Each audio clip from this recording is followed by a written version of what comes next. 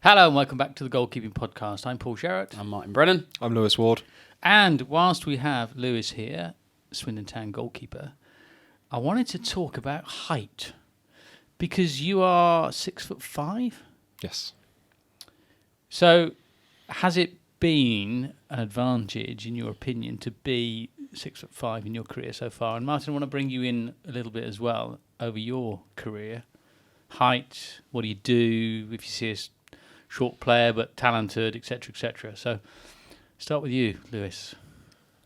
I think it definitely has an advantage to being taller. It opens a lot more doors for you when you're sort of coming through, because everyone kind of wants a goalie that's above 6'2", 6'3". No one's really paying you as much attention as they should probably. If you are that little bit shorter, you may have great technique, great distribution, maybe a top goalie, but if you're that tall, everyone wants that bigger presence in there.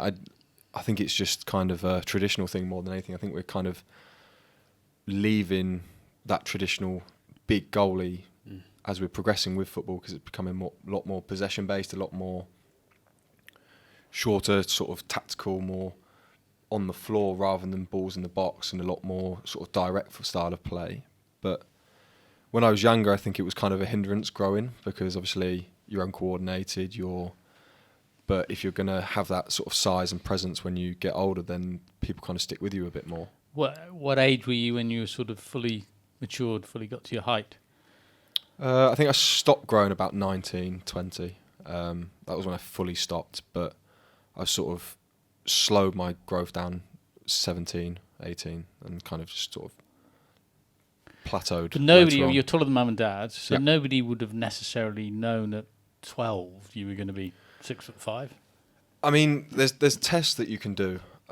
We got tested when we were younger at Reading, and they take your forearm measurements, your shin measurements of that age, your weight, your height at that time, your parents' height, grandparents' height, and you can scientifically diagnose. And I was predicted 6'5". For whatever reason, right? I was predicted 6'5". At what age? Do you know?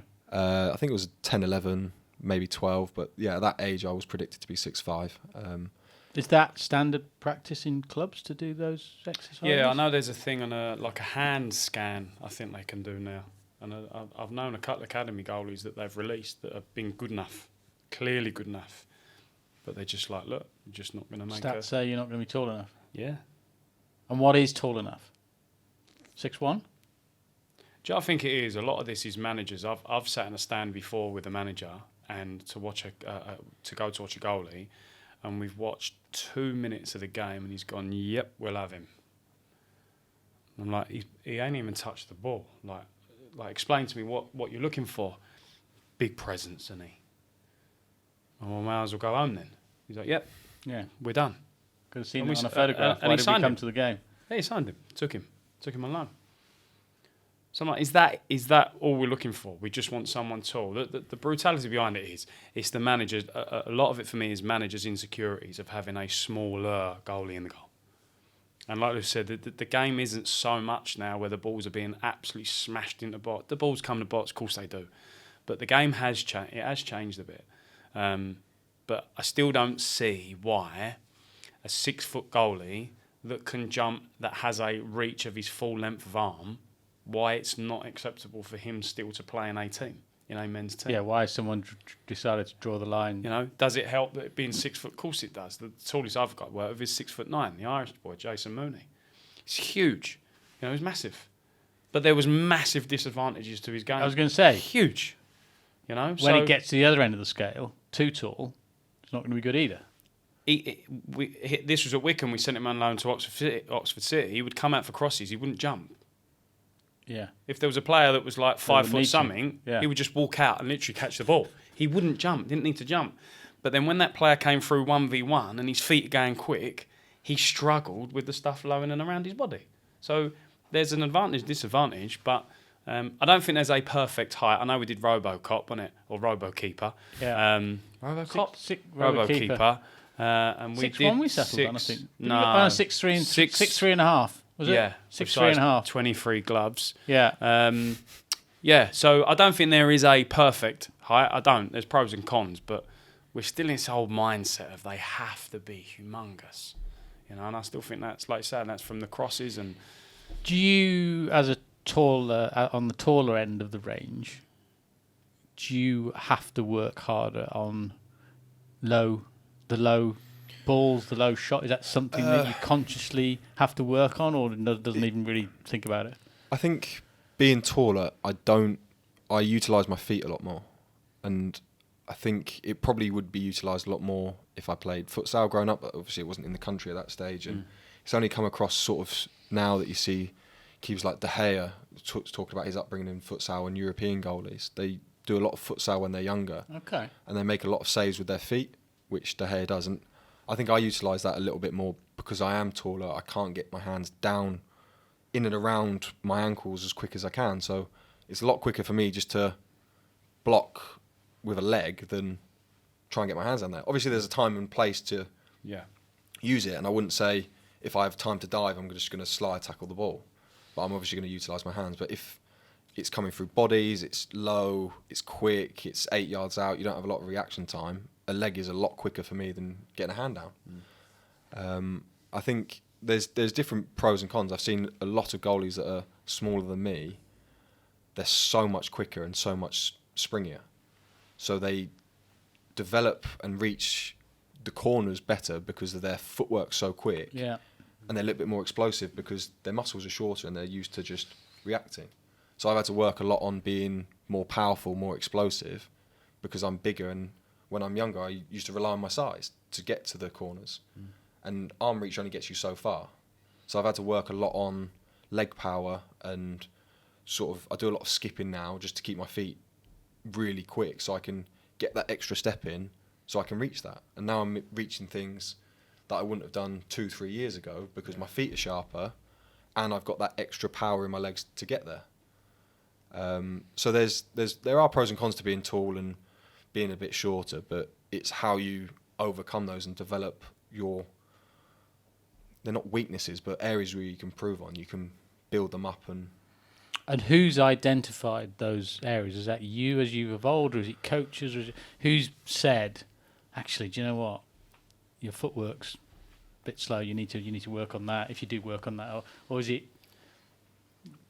Where does it come from? So I obviously signed for Swindon last pre-season, and the goalie coach there, Steve Mildenhall, is an ex-pro. He's an ex-tall goalie, and he sees a lot of similarities in the way I'm built to the way he was. Now he's experienced, he's played numerous games, he knows the game inside out, so he knows what worked for him, what didn't. And I think what I'm lucky enough to be working with now is that he's telling me what he didn't do and what he could have done and needed to do, and I'm able to work on that and change my game to what he... With two different goalies, obviously, two different people, but the similarities in physiological, we're similar. So what may work, what he didn't do, might work for me, and it has. The skipping's helped endless because of just the repetition of the quick feet and the power in the ankles just to keep going has helped me massively. Do you look at different height keepers and tailor specific drills, exercises for them in that same way? Yeah, definitely. You know, he takes, for example, Jason Mooney, the Irish boy. You'd have to do same as what Lou's saying. You know, lots of footwork patterns and lots of skipping and try and lighten him up a little bit. And his body weight, and and then the other side of it is, we mentioned earlier, Jamie Young, who's out in Australia in a minute. I had him at Wickham for a year. So with crosses, Jamie weren't, I think Jamie was 6 foot, and apologies if I've got that wrong, but I think Joe was about 6 foot. And so we decided in training to work a lot on coming and dealing with crosses, but punching more things than catching it. So we became effective at it, really effective. So I think you just slightly adjust to it. I love working really tall goalies with really small goalies because they can just help each other immensely. They really, really can. Like you're saying, the smaller ones, they are a little bit more agile. And it is frustrating because there is goalies in the lower leagues that are good enough. They are good enough to tick the boxes, and I wouldn't name them. There's probably 3 that I can think of now that are in the Conference South and probably the National League, or National South, that are good enough to probably play League One, maybe Championship. And they're just not getting the chance. They're just never in a million years. No, because it's because every manager's going to go not tall enough. Yeah, and it's still like, show me the truth and the evidence behind why they have to be so big. Listen, if you've got a goalie that's 3 foot tall, you've got issues, right? Same like when you're on the beach playing, it just doesn't work, does it? Yeah. You know, you and the goal on the beach don't work. Yeah.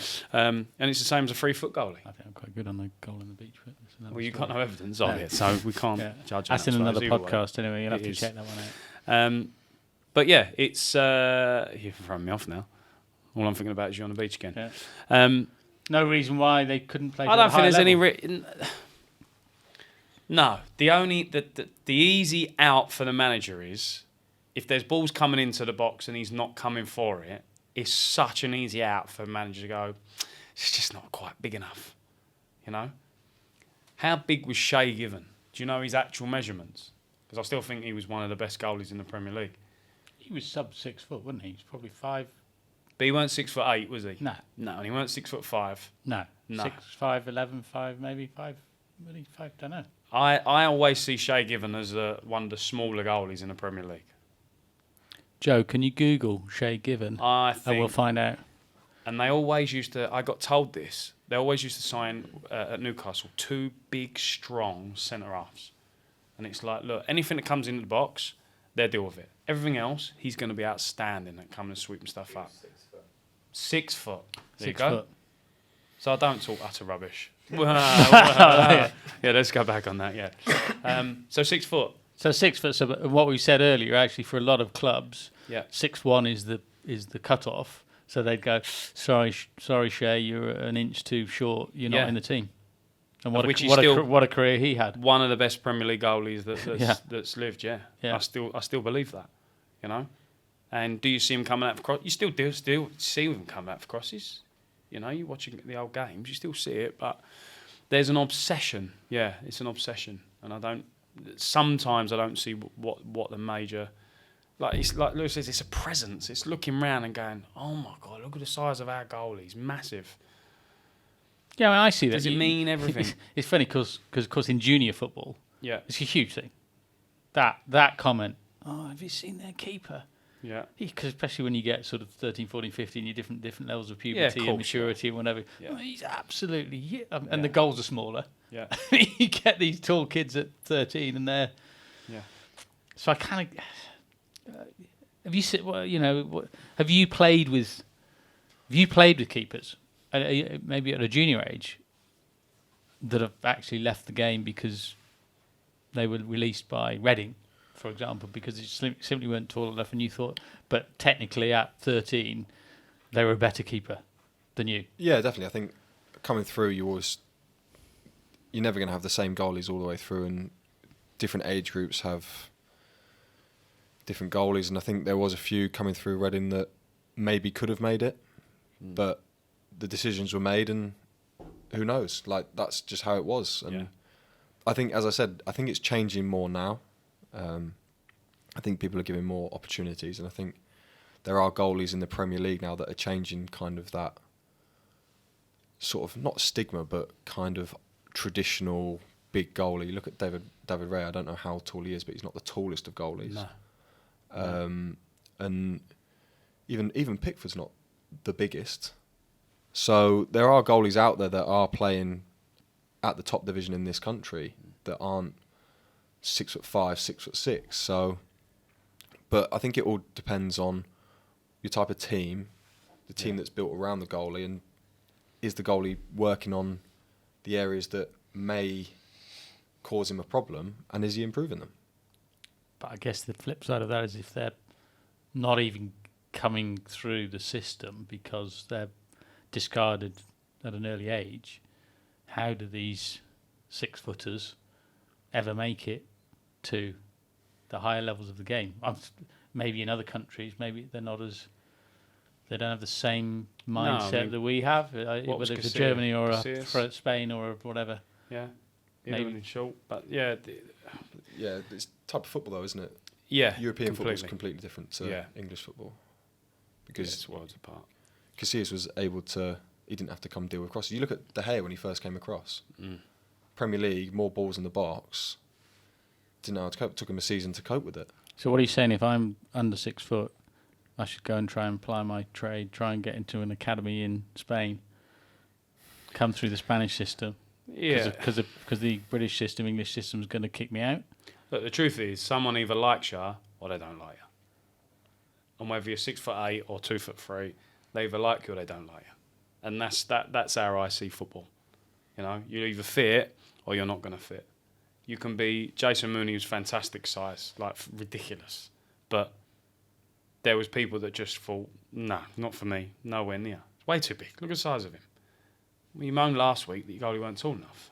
There you go, 6'8". Oh, sorry, 6'9". No, he's too big. It's like, well, Yeah. where are we going with this then? Yeah. What do you want then? Brown, they want Robo-Keeper, Yeah. but he's not for sale. Well, not yet. We've talked about maybe merchandise. Oh, he is for sale? No, he hasn't been built yet. But Joint decision, brilliant. again, another podcast.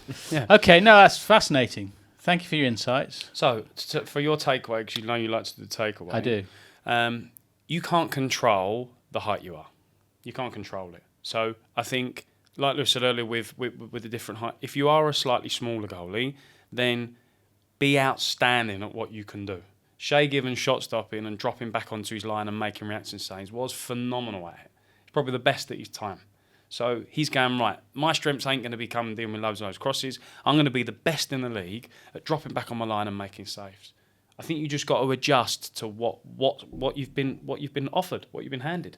And you've been handed 5'11", so work with it. You can't control it, you know? Words of wisdom, as ever, from Mr. Brennan. Thank you for that. Lewis, thank you for joining us. No worries. And that was the Goalkeeping Podcast.